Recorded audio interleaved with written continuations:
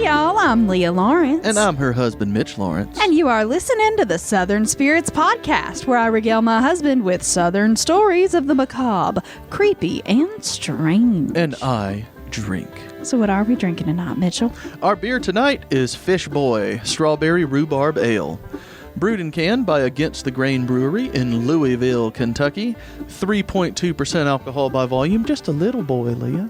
Just a little fish boy. Little baby. All right, let's read the can, and I'm going to show all of our video viewers that we've got a while. So if y'all want to skip ahead to about the 6-minute mark, because this is definitely going to take a minute. So strap in. I also really struggle with, making sure I get everything right when they're this long. So let's try it. Here we go. We've all heard of self-determination and self-esteem, but have you heard of self-collaboration? In the age of self-quarantine, we cannot bring ourselves together to collaborate. To amend this, we called upon our past selves, again not selves, to make a collaboration with our current selves.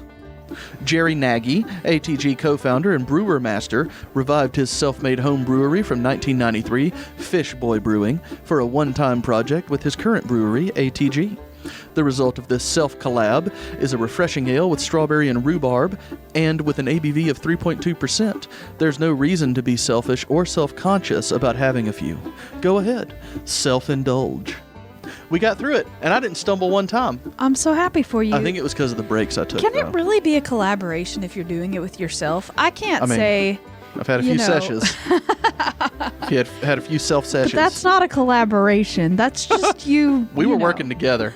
It was not me by myself, that's for sure. No, like the like if I said, Craftpocalypse is working with Southern Spirits, it's a collaboration. Nope, it's still just me. It's just me. I'm just doing a thing. Well, I mean, I get it, but nope. Well, I'm trying to get the beer in the mug up here so everybody can see it if they're watching.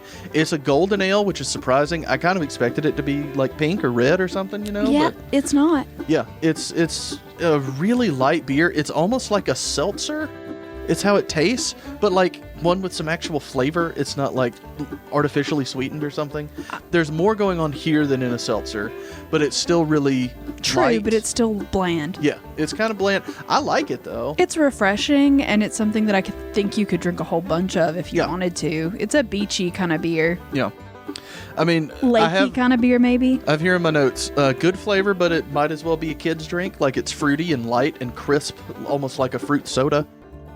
I like it a lot, but it's, it could definitely use some more alcohol in it. That's for sure. But I still think it's really good. So, I gave it an 8 out of 10 because I do like it a lot. If it was up around the 5-6% mark, I think this beer would be a 10. How much was the ABV?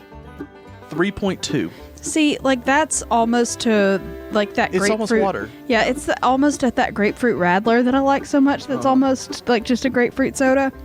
So yeah, I would just, if we're going to go with really low ABV kind of beverages, I'll take the grapefruit one every time. Sorry. Well, I kind of agree with you. It's refreshing. Better. And I don't know who makes that one, so I can't really speak to that. Stiegler, it's something German. It's not Southern. Yeah. Let's just say that. It's like a German word. I don't know. Yeah. I know the can when I see it and I buy it, but that is a very good radler. That's for sure. That grapefruit radler. This isn't that. We're not talking about that. Fish Boy, you get 8 out of 10. I like it. So yeah, it's good. It's just not like great. Correct. But our shot in the dark for the night is great. Banana Pudding Appalachian Sippin' Cream, produced and bottled by Sugarlands Distilling Company, LLC in Gatlinburg, Tennessee. I'm already burping, I'm sorry. 20% alcohol by volume. If you would like to hear the full review, go back a few weeks to episode number 138 called A Real Live Dead Guy. This got a 10 out of 10, and it maintains that 10 out of 10. It's fantastic. If you can try these anytime you can try the creams from Sugarlands, you should do it. It's delightful. Yeah, it's wonderful. And I can't wait. We're probably both going to take the shots tonight no matter what because it's so good. Correct. And yeah, that's it. That's all that I've got, Leah. The alcohol is done. I was going to say already, but we spent a long time on that beer, so never mind. Sorry. Well, were you ready for a sassy Southern saying? Sure, hit me with it. All right.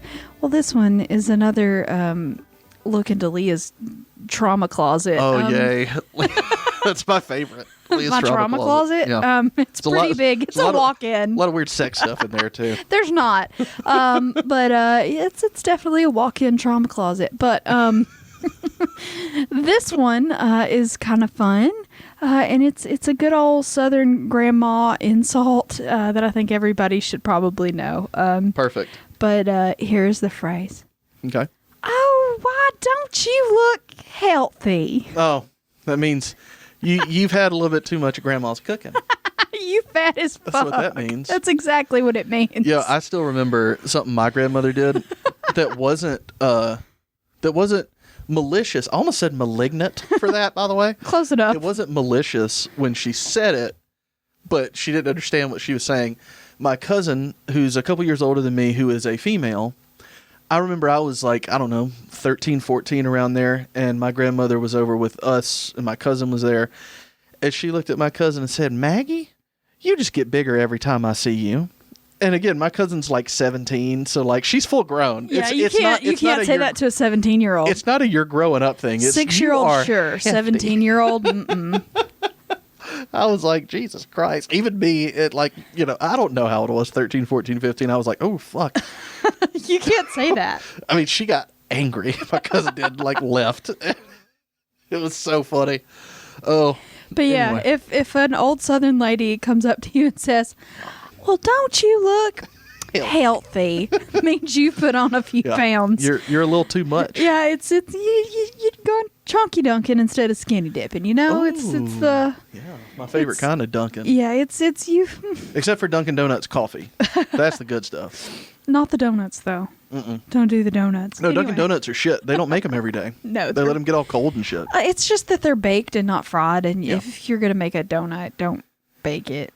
I agree. Anyway, so yeah, that is my sassy Southern trauma saying of the evening. I'm guessing that your grandmother called you healthy a time or two? That's not really one that my grandmother used so much. Okay. It was more of like the old ladies at church. Yeah. Because I've been fat all of my life. Mm-hmm. My mom was fat. My dad was fat. He's not fat anymore. He works out and shit. But he doesn't work out. He just works in a strenuous he works job. At a very strenuous physical labor job, and he eats correctly to maintain, a decent weight. Eats correctly. He doesn't eat bread anymore. Yeah, he doesn't eat bread, that kind of stuff.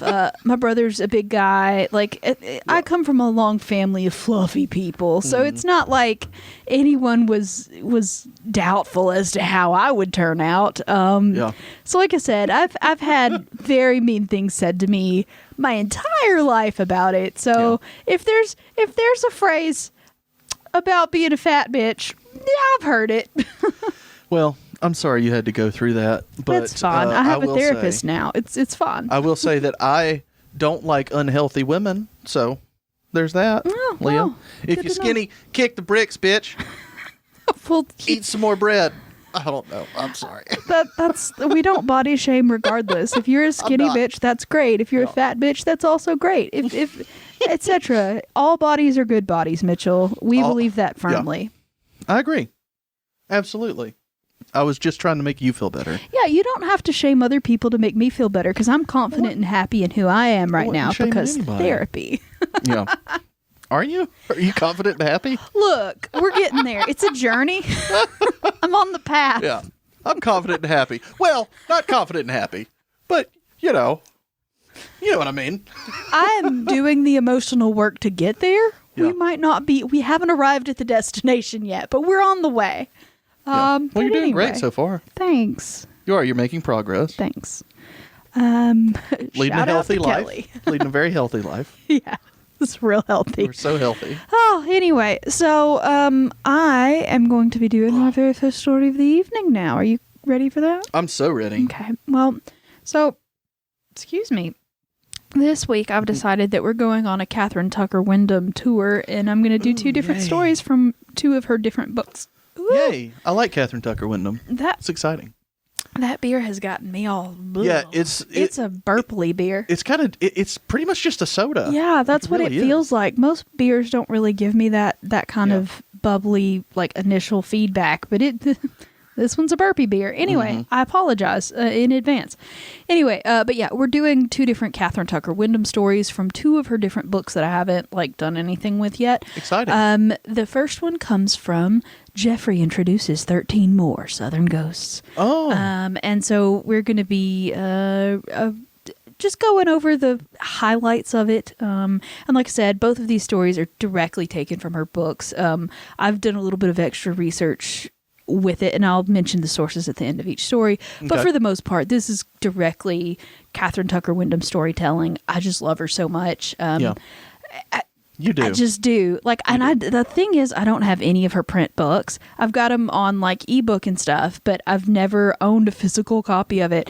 And I look every time I'm in a thrift store or in an antique store looking for those books, because she signed a lot of them too. Yeah. And I want signed copies of those books so bad. But I haven't been able to find them yet. But yeah, because she died a while ago, right? Yeah. So I saw her once in elementary school, where our elementary school brought her by, did a big thing, and the entire school got to see her. She was old as hell at that point too. And I think I saw her once at the storytelling festival in Athens, I want to say. But Athens, Alabama. Yeah, not Athens, Alabama. Greece. Yeah. Yeah, there's a storytelling conference festival kind of thing there every year. Every year, you're right? Yeah. And she was at that a lot until she, got too ill to continue doing that. But like I said, I saw her in person a couple of times, but for the most part, I was just obsessed with her books, and I loved them very much. And like I said, I just want a copy of them. So if anybody out there has a copy they're willing to sell me, DM me. I'm interested. I'm in the market. $15. Yeah, I don't have a lot of money. Don't price gouge me or anything. But if you've got one just hanging around that you don't want anymore, hook me up. We're about to get our deck fixed. That's going to cost some money. Yeah. So if you want to like a deck fixing present, it'd be nice. Something we could sell. I don't think a deck fixing present is something that is an acceptable gift, but all right. Yeah. Anyway, so so this story is from that book. Jeffrey Introduces 13 More Southern Ghosts. Okay. So I'm excited.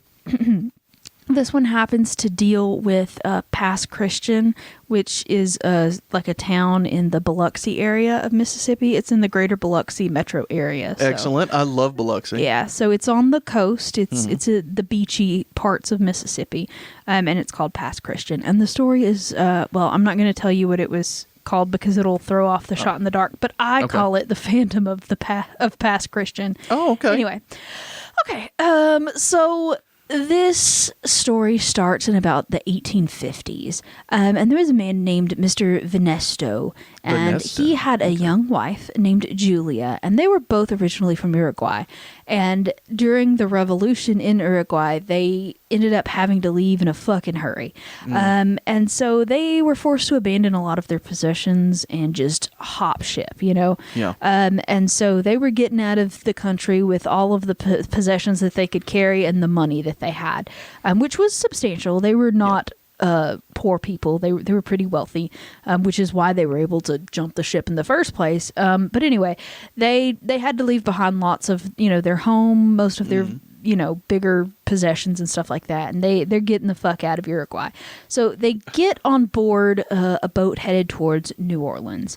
And this is what happened after they get on the boat to New Orleans. Nothing good happens when you get off a boat in New Orleans. No, they get on the boat to New Orleans. They never make it to New Orleans. Oh, shit. Which is why the ghost story happens in Mississippi. So they're going from Biloxi to New Orleans by boat. No, Uruguay. They're going from Uruguay to New Orleans, but they end up not making it. They get to Biloxi. Yeah.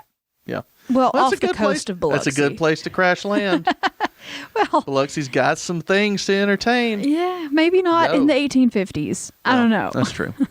I mean, hell, the casinos just came on land 5 years ago. Yeah. So, anyway. No, the casinos have been there.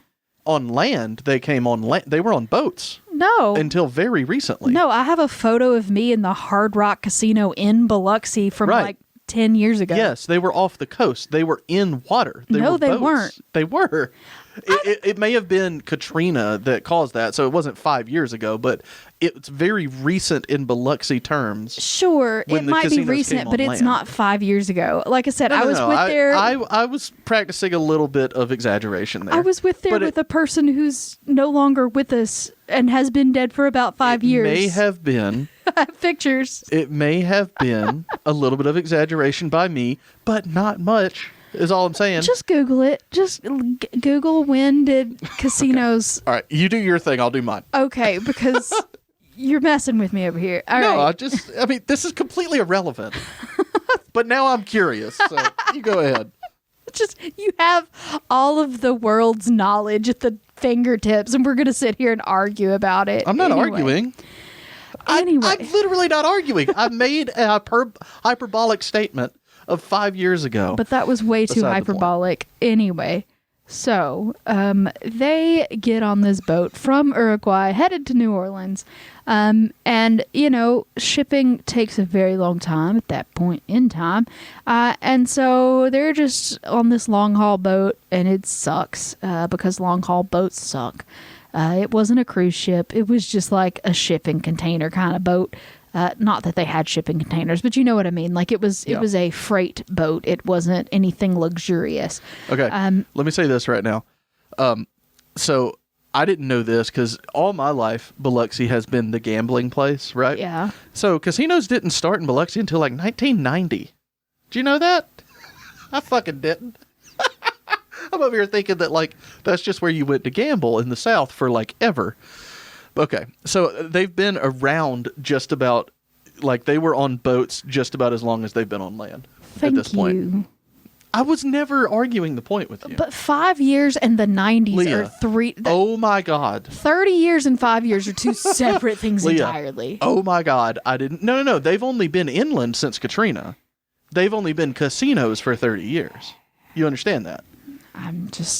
They've been on land for 15 years. They were in the water for 15 years. Pwned. You're Right still again. vastly just wrong, but it's fine. It's fine. I love you. You're fine. I'm not wrong. I said a statement that was meant in jest. Okay, we're stopping the recording. We got some things to handle around here. Because obviously. Can I go on with my story? Yes, I think I'm going back to Biloxi this year. I'm super excited. Fancy. Yeah. Cool. Anyway, so you've done fucked me up. I'm not sure where I'm at. Yeah. They're on the boat. The boat sucks.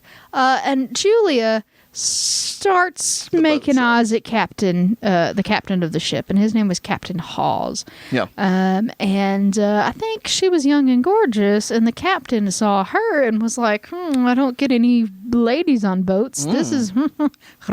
We never get ladies on boats.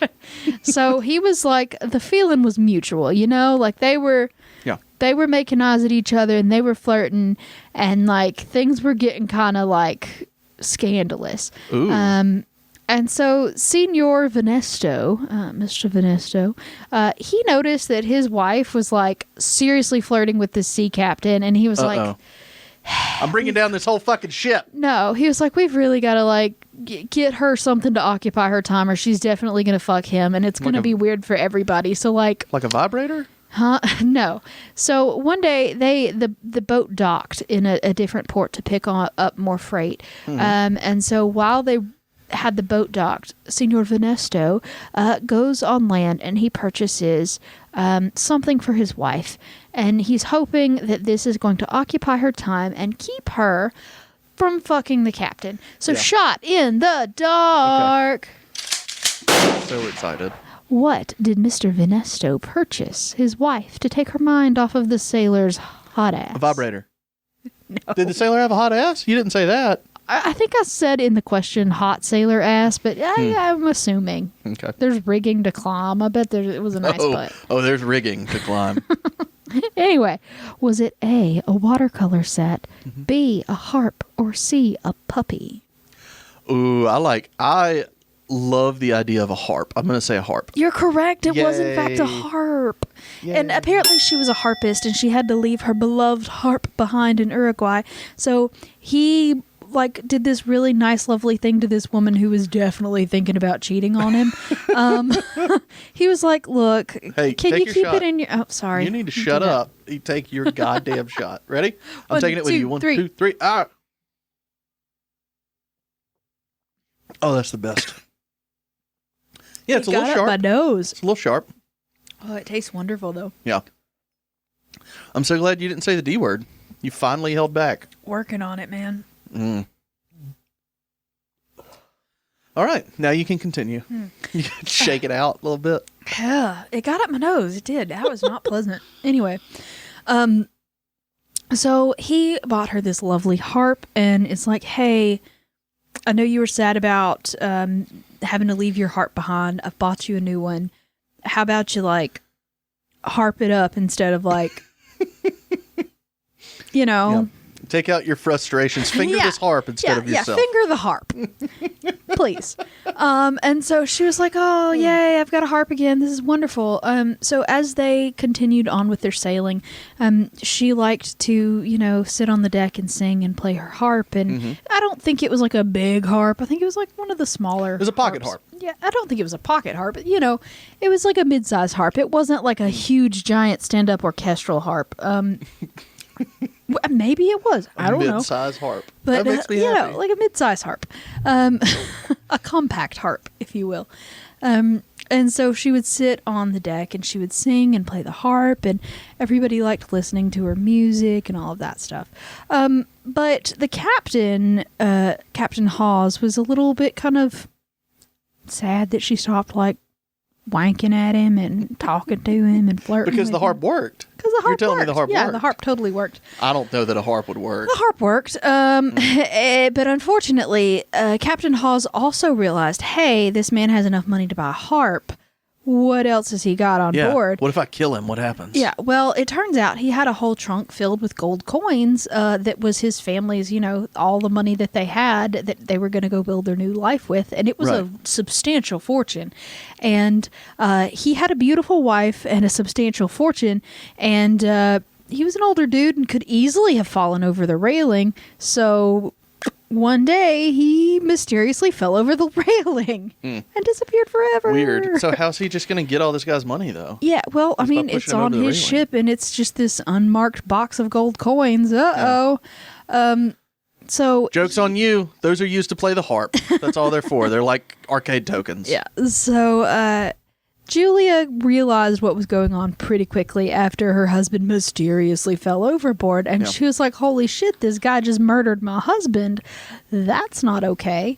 And she kept trying to convince him to confess to this murder. She said, you know, you've got to confess to a priest. You've got to absolve yourself of this sin. Holy shit, you've like literally murdered a man. You've got to tell people this is not okay, etc. And so at this point, he didn't get the hot young booty that he thought he would. Oh, sad. And so he was just going to take the booty that he could acquire, which was the coins. So he was like, look, she knows what happened. We've got to get rid of the evidence of the fact that this guy, you know, got murdered while we were sailing here. So he arranged with some of his crew members to basically explode the ship. Oh, nice. So, Just to get rid of evidence. yeah. So That's smart. instead of confessing, what he did was he took some of his trusted, you know, accomplices, I suppose, his crewmates, and they anchored just off past Christian, which is that place that they finally met, the Mississippi place. And after they had anchored just offshore there, the residents saw this crazy fire that was going in the ship, and they saw several rowboats. You know, they sent it out trying to you know, rescue passengers. The locals did, but as they were trying to get to the boat, you know, it kind of blew up, and several townspeople kept saying that they heard this harp music playing, this beautiful harp music, and it was weird. That's sweet. Like what was that? Yeah. But apparently the captain had already like helped crew members escape the boat before he blew it the fuck up. And so that was all sort of a show for the townsfolk to sort of give him an alibi as to, oh damn, that's why everybody's dead kind of situation. So Captain Hawes and 4 of his crew members made it to shore the following morning, and they claimed that they narrowly escaped death in the fire. And the captain obviously had his bucket of gold. And so he used that money that he stole from Julia and Senor Vernesto. Senor No Ass. Oh, poor rich guy. Anyway, so the captain used the money that he stole from them, and he settled in Pass Christian because why not? We landed there, fine. Might as well make the most of it. That was hard to say.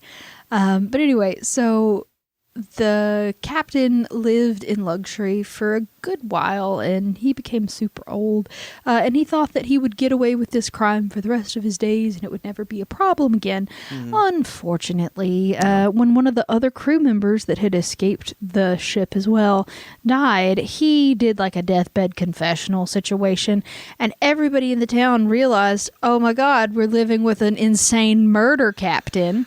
How many other people died on that ship? A bunch. Yeah.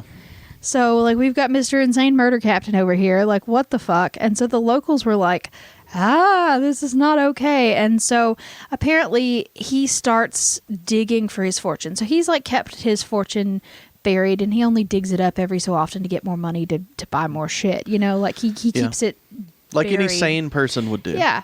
And just to keep it safe because there aren't really good from out of the reach of the government. Yeah. Right. And so once he realizes that everybody knows, he goes to dig up this fortune so he can get his shit and go. But apparently the legend is that just as he finishes digging, he gets haunted by these like 4 skeleton crew members and this phantom harp music, and it scares him to death basically. But you are supposed to be able to still hear, if you go to Pass Christian, you're supposed to, on sort of dark nights, you're supposed to be able to hear harp playing, like the harp music sort of in the wind. And it's just supposed to be, you know, as the sea tides roll in, it's just supposed to be this haunting harp kind of music that you hear on the sea breeze. And it's just reminding you of, you know, Julia playing her harp as the ship burns. Her pocket harp. Yeah, her pocket harp. But there's actually also another ghost there that it was reported on by the Sun Herald, which is a newspaper down there. And according to them, there is another ghost that's said to haunt the same area. And this is actually the ghost of a little boy. And apparently, according to the people who've cited him, the little boy's ghost just suddenly appears, and he's just kind of watching people that are visiting the beach. Where'd the boy come from? I don't think it's a related... Okay. I don't think it's related to that story. It's just another... This particular area is also haunted by another separate, he may have been on the ship. Entity. We don't think so. No, I think it's a different time period. You gotta. I'm a folklorist. Fuck off. We don't believe this nonsense. You know, I've consulted the spirits, and they don't think he's related. Okay. No. Sorry. Yeah. So apparently the little boy shows up, and he starts watching people that are just hanging out at the beach being all creepy. And he's wearing like old-fashioned, like poor Victorian orphan kind of clothes. He looks real dirty. And people are like, hey, where's your parents? Are you okay? Do you need help? And he's just sort of a quiet, creepy little boy.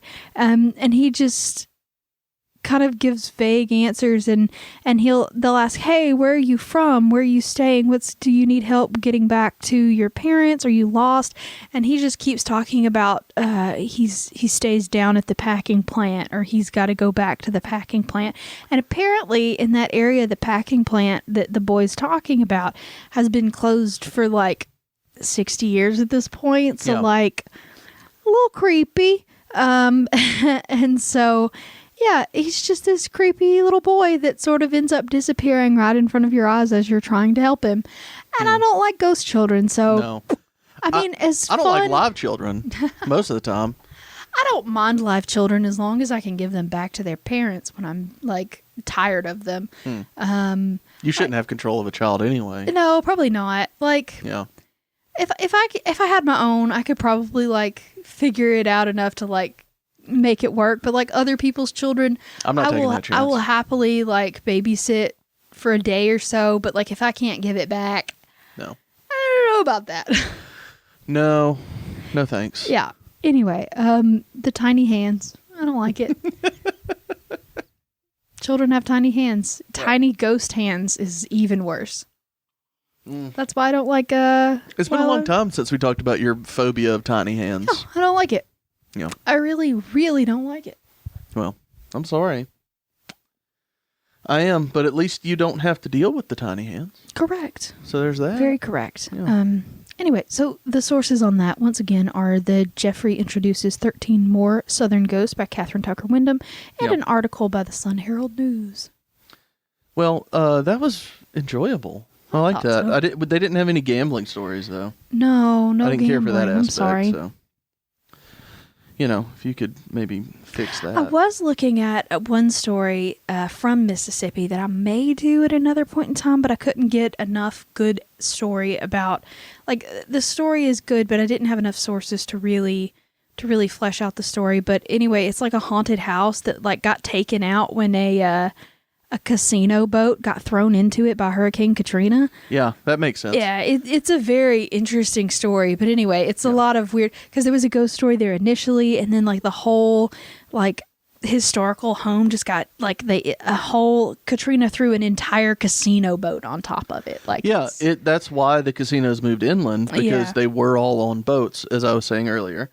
And I think all of them got completely destroyed. I'm not entirely sure about that. When we went to Biloxi several years ago, there was one boat that I know that was still there, but we had to drive a little ways to get to it. Yeah. But they're all inland now, and they're fantastic. I went to the Hard Rock. Yeah, the Hard Rock was really nice. We stayed there. They have robot bartender. It was fucking awesome. They did not have that when I was there, but like I said, it's been 10 years now. Yeah. Well, I enjoy Biloxi. I'm a fan of Biloxi, and I can't wait to go back. Oh, that's great. So that's it. That's everything. Okay. Well, we're doing another Kathryn Tucker Windham story, like I said before. Like you said already. And this one is going to be from Savannah. Oh, it's story 2 now? Yeah, this is story 2. Right. And this one's going to be from Savannah, and this is one of my favorite stories that I remember reading when I was a kid, reading those books from the library in elementary school. Yeah. And this is from her book 13 Georgia Ghosts. And Jeffrey, right? Nope, just 13 Georgia Jeffrey Ghosts. wasn't in this one? No, I mean Jeffrey's always in them, but like sometimes there's 13 Georgia ghosts. Anyway, there's 13 Tennessee ghosts, 13 Mississippi ghosts. Gross. This is 13 Georgia Ghosts. Licked it off. But anyway, this one, I'm not going to tell you the name of it because I think it would just sort of ruin. Like the last one gives it away? Kinda, yeah, okay. But it's in Savannah. Let's leave it at that. Okay. In the book, it's called The Eternal Dinner Party. Okay. I like Savannah too. Yeah. I'm just letting y'all know, if y'all have casinos, I might like you more too. This is a little bit longer of a story, so bear with me. All right. Get through it. I'm in. So there was a man named John Mulrain. I don't John know. Mulroney? No. Is he in rehab right now? No. John Mulrain, I think is how you say it. But if I'm saying it wrong, y'all, I'm sorry. But he had a daughter named Mary. And Mary was going to get married. And she was getting married to a young man named Josiah Tattenall. So the Mulrains and the Tattenalls were very big, prominent, wealthy families in the colonies. They both started out, the Mulrains and the Tattenalls both started out in Charleston, South Carolina. But Colonel Mulrain, which is John Mulrain, the dad of Mary, he decided to move down to Savannah in the 1740s, 50s, I think. Yeah, the 1750s. I'll take your word for it. When he moved down there, he started building his, manor house just outside of Savannah proper. And young Josiah Tattenall was really into Mary and was like, might as well move down to Savannah so I can court this young woman. Yeah. So did he get her a harp? I don't think he got her a harp. But actually, part of what we're going to be talking about is one of the wedding presents, actually. So was it a harp? It was not a harp. I'm sorry. Go ahead. So before the couple got married, Colonel Mulrin got together. Anyway, he was building this beautiful house. It was a very expensive house. It was made of brick that was imported from England. It was sort of overlooking the Wilmington River. It was absolutely beautiful, gardens and the like. It was just a lovely place. And he called his home Bonaventure. Oh. Yeah. Okay. So fun. If that gives you a little bit of what is it? But that'll what is it? Yeah. If you know I never anything felt about that. Savannah, you already know what I'm talking about. But I mean, I know some. Anyway, I know there's a lot of bars. Anyway, so real good pizza place. Yeah.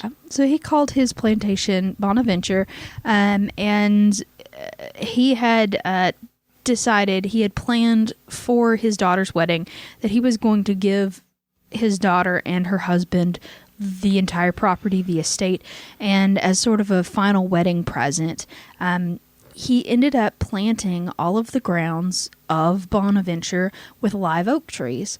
And these live oak trees were down like the row sort of going up to the house. And then they also planted sort of a bunch of like hundreds of live oak trees in the pattern of like an M and a T intertwining, sort of like because the Mulrins and the Tattenalls. And so it was just this big like grand gesture to his daughter saying, hey, we're two wealthy families and this is going to be our estate for the rest of forever. And it's going to grow more beautiful after the years. It's going to be great. And Mary was absolutely thrilled, because who wouldn't be thrilled to be inheriting a fucking manor house? I mean, that's a great wedding present. I don't care who you are. Yeah. It's pretty great, right? That would have been nice. We did not get a manor house. We got Fiesta ware, but I love the Fiesta ware. We got a nice vacuum. Yeah, we got a vacuum and Fiesta ware. Yeah. It was a real nice vacuum. Yeah, I appreciate it. The hose thing doesn't work anymore. No. It's been like 5 years. But anyway. Excuse me. Stop. The hose thing stopped like 3 years ago, though. That's true. Anyway, so I need to talk to somebody about that vacuum. Can you stop and let me finish my story? I just want to get our vacuum fixed. Like, we got a robot vacuum now, but we still need to get the corners with the hose thing, but the hose thing doesn't fucking work. It's really upsetting. Are you really going to continue talking about the vacuum cleaner? No, go ahead. Thank you. Just sit over here and stew about your vacuum cleaner. Anyway, so she thought it was a beautiful, lovely gesture. And these weren't sapling oak trees. He actually paid to transplant trees that were already about 14 or 15 years old. So, this was a very expensive undertaking. These were live oak, not super mature oak trees, but getting there, Mm-hmm. And so she was super delighted with the whole thing. She was so excited. They moved into the plantation. It was doing great. Everybody was super happy until the revolution started out. They were Tories. They were loyal to King George III. Yeah. All of them were very much loyalists, and it wasn't great in that area at the time to be a loyalist, because there were lots of people that were very revolutionary at the time and were just ready to tell King George to kick sticks and bye. Yes. So they were not super popular in that area once revolutionary ideology started to really become popular in the area. So, at Bonaventure, so the royal governor of Georgia, his name was James Wright, and he actually ended up going to Bonaventure. He was they basically citizens arrested him and had him guarded in his own manor, to basically keep him from like talking to the British ships that were offshore, telling them what was going on. But he ended up escaping his home because he was terrified they were going to hang him, because they probably were going to hang him. Yeah. Just a guess.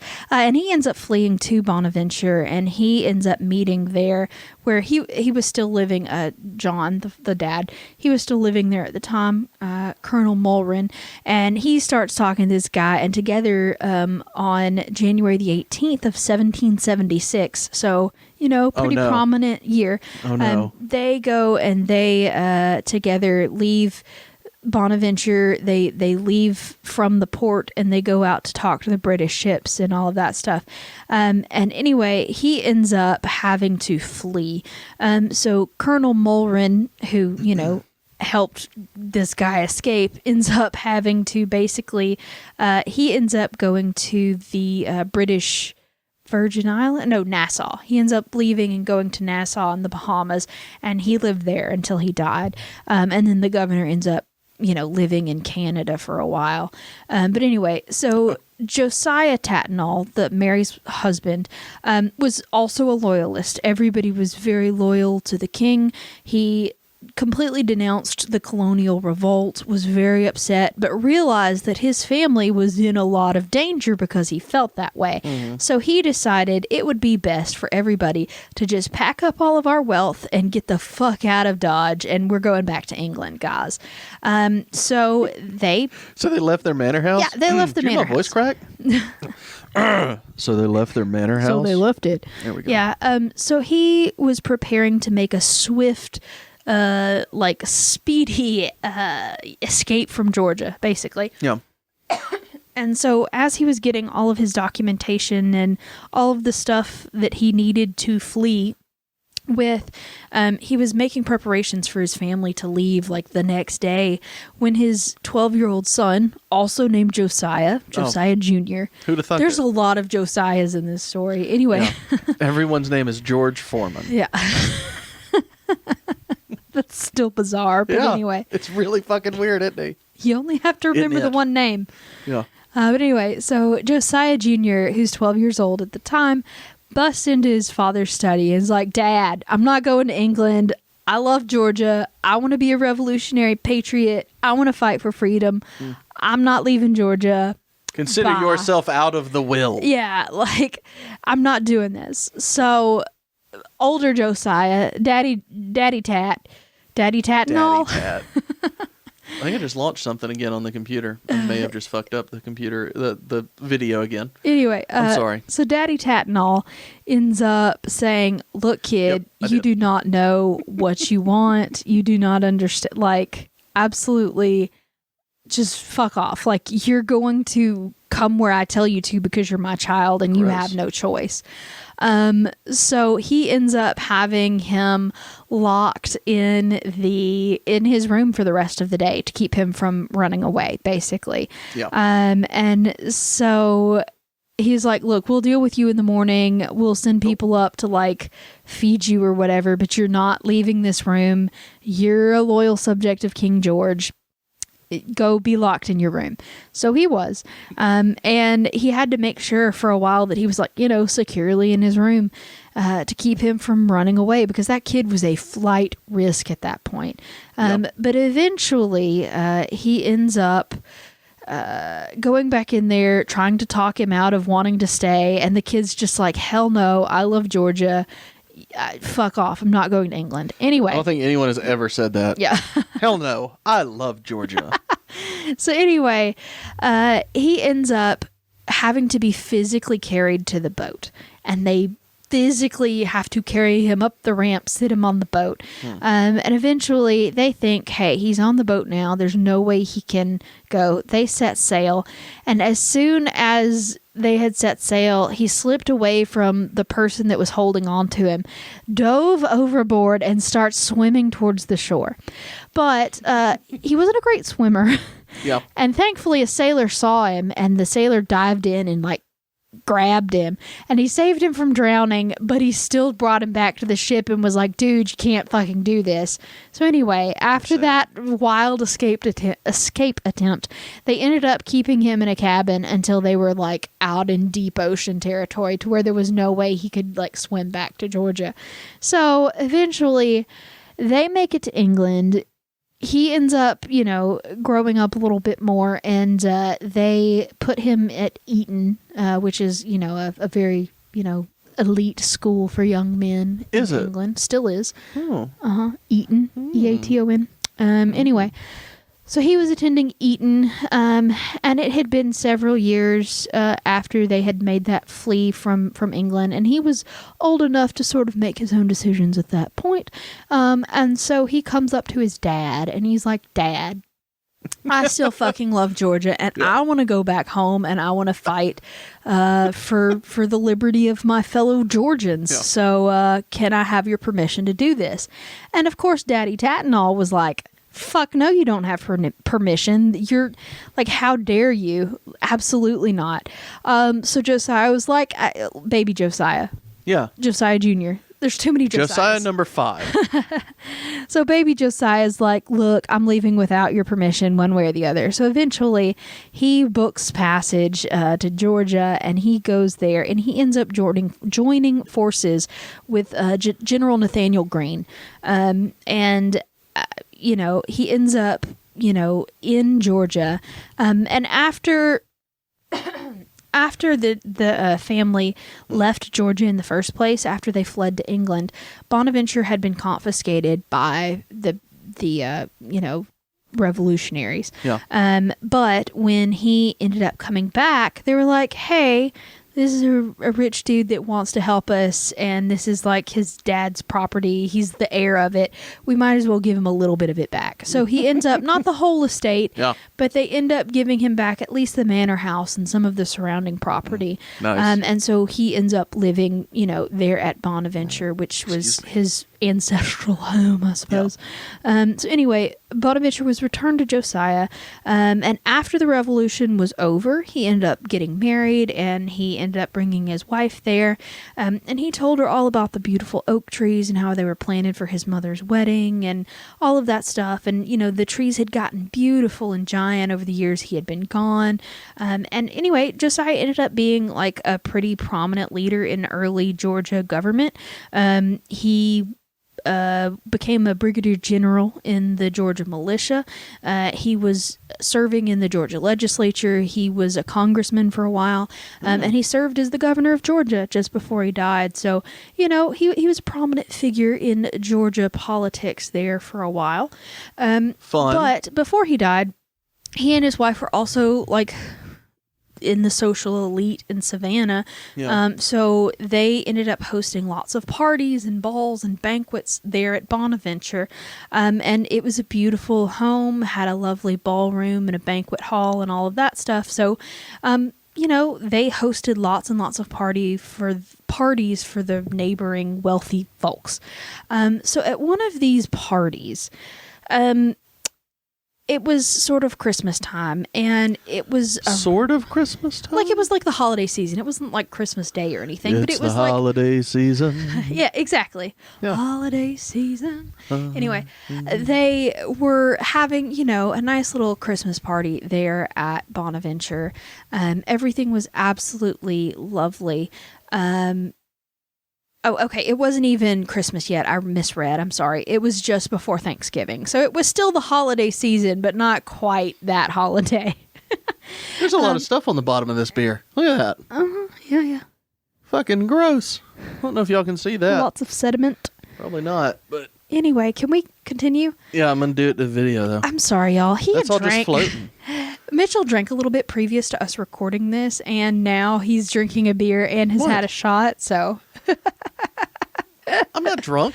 Yeah, but you're making like weird tangents that don't make sense with the story that we're telling. I saw it and I was like, is that a roach? Turns out, no, it's just beer gunk at the bottom of my glass. Oh, Lord. All right. It caught my attention. Okay. Let's take a second away from the Josiah tale. Fucking shit. I apologize. You may continue. Thank you. So this was just before Thanksgiving, apparently. I had it wrong. But they had this beautiful, big, giant banquet prepared. It was going to be a huge holiday party. They had a huge spread, wild ducks and orange sauce and oyster casserole and potatoes and just all of the stuff. And they had all of the, imported champagne and wines and brandy, and they made their own scuppernog. I can never say that. What the fuck is scuppernog? Because it sounds like something I would love. There's a type of grape that grows down here called a scuppernog. Is there really? Scuppernog. That's the hardest word that I've ever had to say. Scuppernog? Scuppernog. I can't say it. Because there's two N's, right? Two N's. N-O-N-G. Yeah. Scuppernog. Yeah. It's really hard to say, but fun. anyway, it's kind of like a muscadine. It's a little bit sweeter than a muscadine. God, muscadines are already really fucking sweet. It makes a very sweet, a really sweet wine from those scuppernog grapes. And like I said, I can't say that word right, so I apologize. I've never been able to say it. But anyway, so like I said, they're having a grand old time. But that year, it didn't get like chilly in November. It was still kind of hot and toasty. But they decided that it would be a good idea to like light the fireplaces anyway for, atmosphere. Because it was more beautiful and romantic and decorative to have some, fireplaces set because it was the holiday season and they thought it would be lovely. It's the holiday season. We've made that joke already. So it's a callback, Leah. Thanks. But everybody thought, Bonaventure looks gorgeous. They had decorated it with holly and magnolia blossoms and all the pretty shit. It was just beautiful. And, they were having this lovely meal. They were dining. It was elegant. And they had been seated at this banquet table, and they had started their first course when the butler comes in. And the butler comes in, and he whispers to Mr. Josiah, and he says, and so the host... What did he say? And so the host asks to be excused. And I'm sorry. I heard something. Someone may have farted very faintly. I'm not sure what it was. Anyway, so... That was very upsetting. What did it sound like? It was... I don't even know if that's picking up on the mic, but God, like if I have to go in and manually amplify that, I will, because that's the funniest fucking thing I've ever heard. Anyway, so... Like, is that how it's described in the book? No. I'm trying to be fun with this. Anyway, so the butler asked, hey, come in here. We need to tell you something. So anyway, Mr. Tatnall excuses himself from dinner, and that is extraordinary. They never did that. And Miss Tatnall was like, if something is taking him away from this table, something's fucking wrong. Like it is very not okay, socially to step away from your table like that. Yep. So shot in the dark. Gotcha. What was wrong? It sounds like he had tummy trouble. A, the wine had been poisoned. B, the slaves had begun a revolt. Or C, the house was on fire.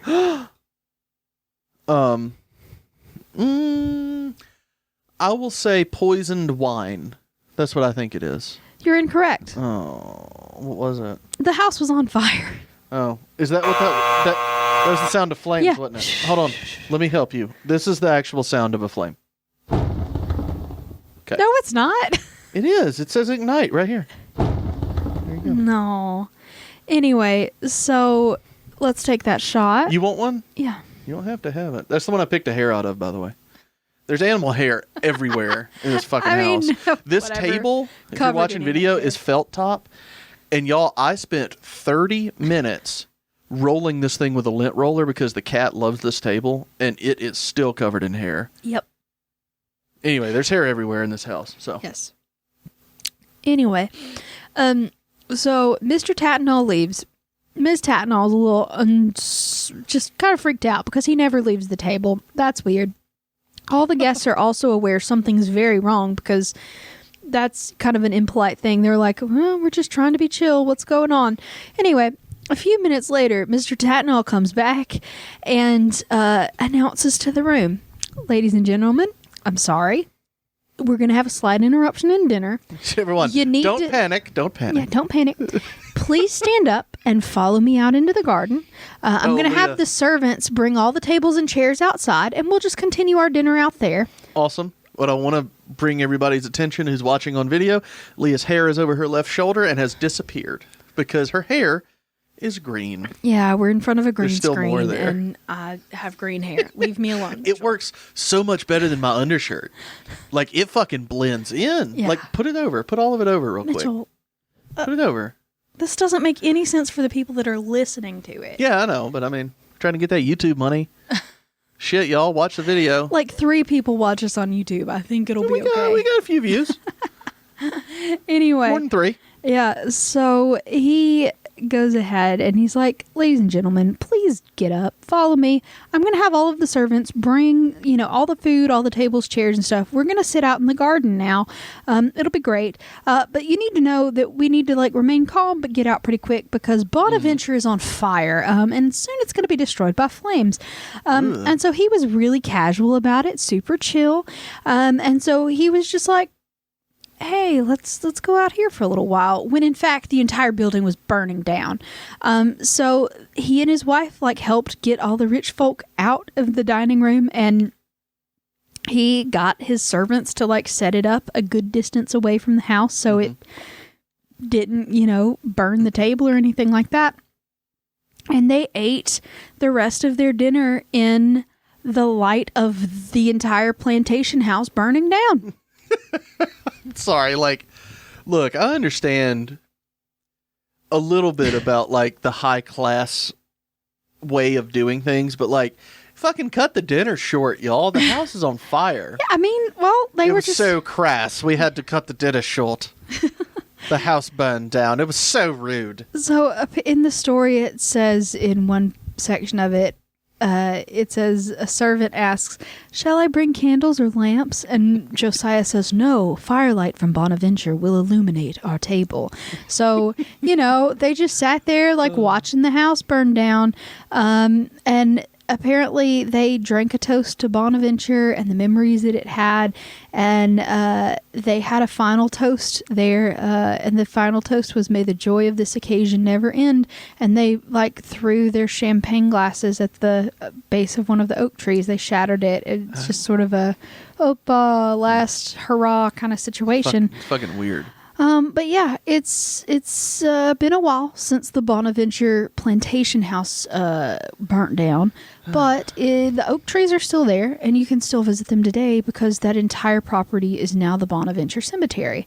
And the Bonaventure Cemetery has a bunch of its own different hauntings and spirits and a rich, beautiful history. If you're ever in Savannah, I highly recommend you go to that cemetery and walk around or drive around. Is that the one we went to? Because it's hot as balls. Mm-hmm. The nice big one? Yeah, because it is hot as balls. Yeah. And it's swampy. It's really hot, but you can drive on certain paths in the cemetery. So if you need to do that in your air conditioning to not pass out, I recommend it.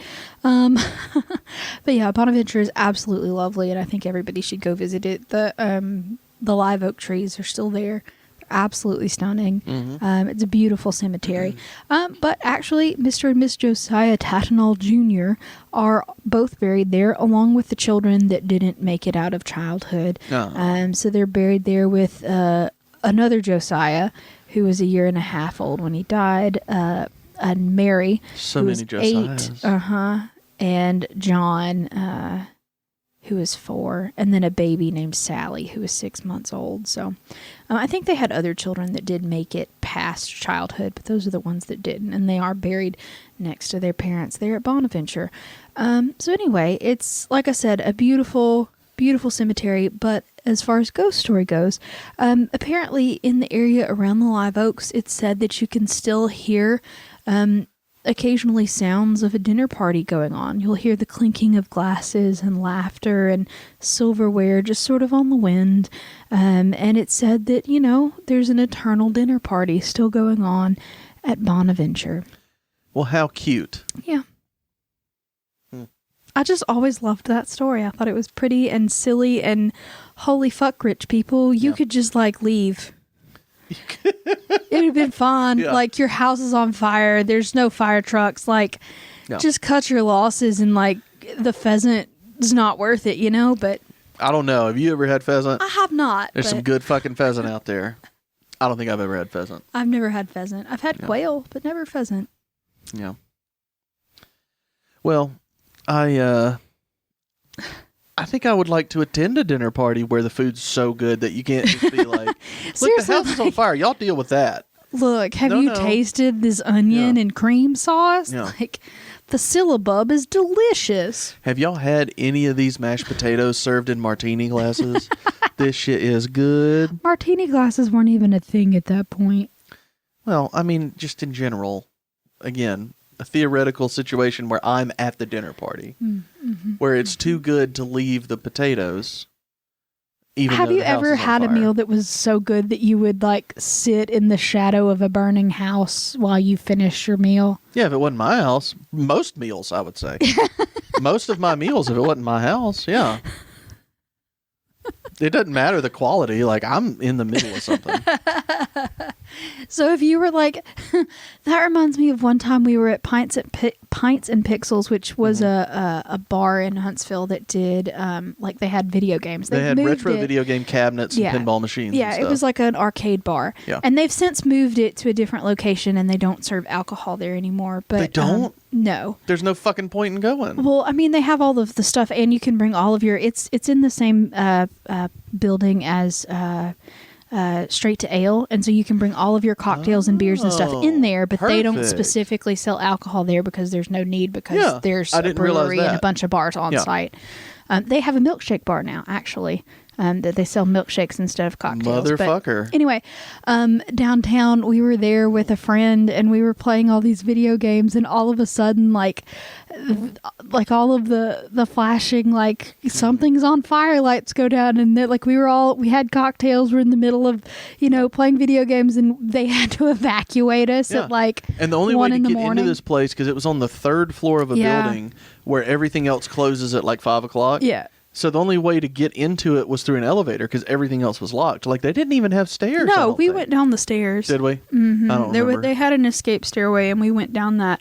And eventually, like, they let us back in for like a few minutes, but then it like had to close down. It was very bizarre. Yeah. But that's the only like evacuation kind of story that I've got for something like that wasn't my shitty old dorm room, which we had to evacuate from that 100 times because we had a faulty one of the alarms got tripped when the heaters turned on in a certain way in certain times of the year. And anyway, I evacuated out of that fucking building so many times that I stopped evacuating and started taking naps in my closet when that happened. But you shouldn't do that. No, I shouldn't have. No. But, after the third time at 3 a.m, you're like, fuck it, guys. I have an 8 o'clock class. I'm sleeping in my closet so my RA doesn't know I didn't evacuate.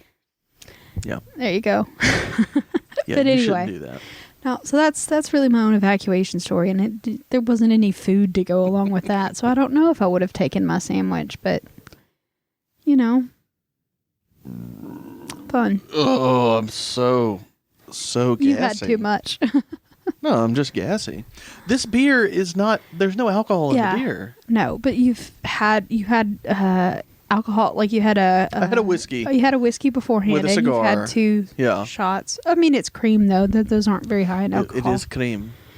So anyway, are you ready for a Toasty McToasterson? Yes, ma'am. Hit me with it. All right, this is terrible. I apologize. I can't wait. I don't have anything left to drink, by the way, so let me just pour me another shot.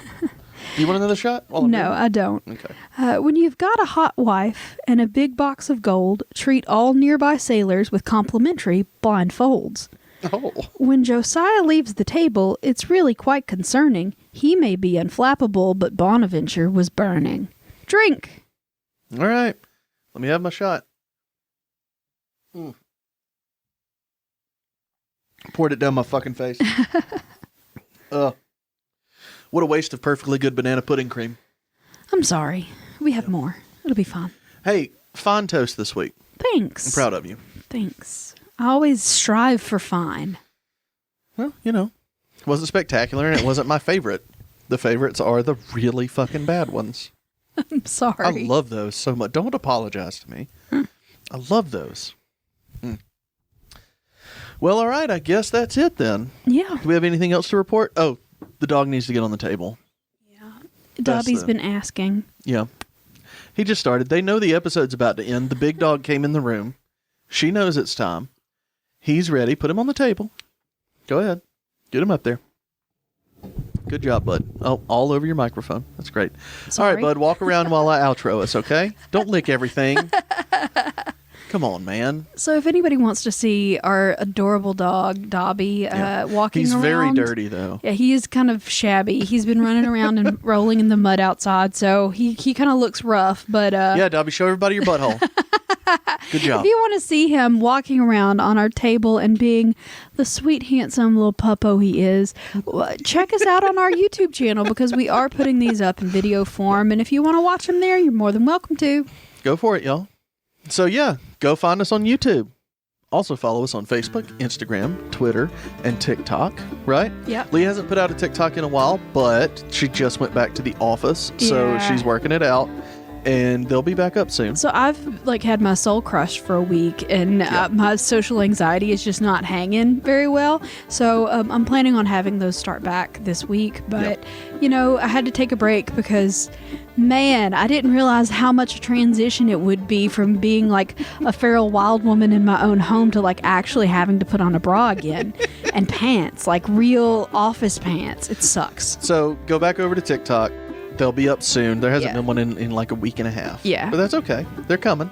So we had a family emergency, and then I got sent back to my office. So everything's fine. I'm just... And if you would like to chat, send us an email to southernspiritspodcast@gmail.com. Join the Patreon, patreon.com/southernspiritspodcast. Send us a postcard or anything else fun to P.O. Box 1743, Hartselle, Alabama, 35640. Is that everything? That's everything. All right, y'all. Well, we will see you next time. Bye, y'all.